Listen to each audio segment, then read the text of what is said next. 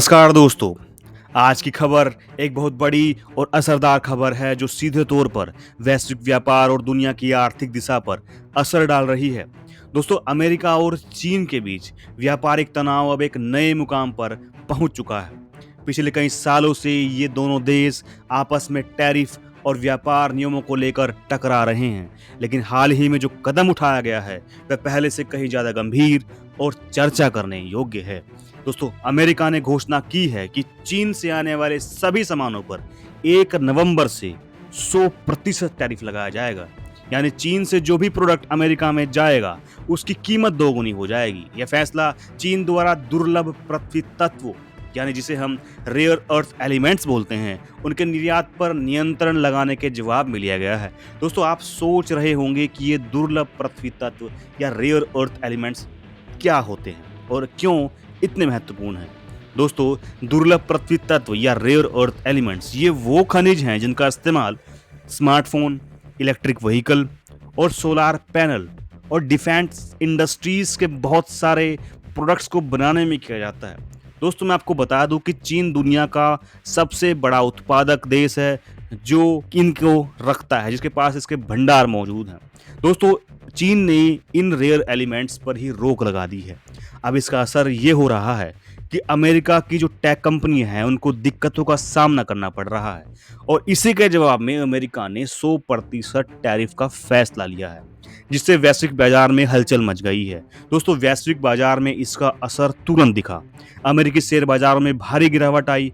Dow Jones industrial average 878 अंक नीचे आ गया और S&P 500 और नेस्डेस्क इंडेक्स भी प्रभावित हुए हैं।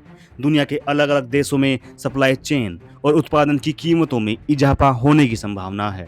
चीन ने भी तुरंत जवाब देने की धमकी दी है और अमेरिकी कंपनियों पर एंटी ट्रस्ट जांच शुरू कर दी है। साथ ही संकेत भी दिया है कि वह अमेरिकी प्रोडक्ट्स पर भी टैरिफ बढ़ा सकता है।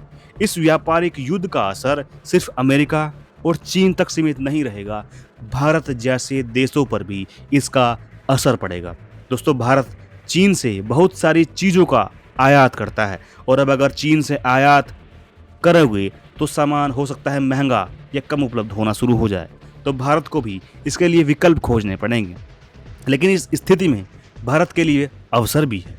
भारत अपनी मेक इन इंडिया पहल के तहत उत्पादन बढ़ा सकता है, यानी कि भारत के लोग भारत में सामान बनाएं और भारत के लोग ही भारत के बने सामान को खरीदें।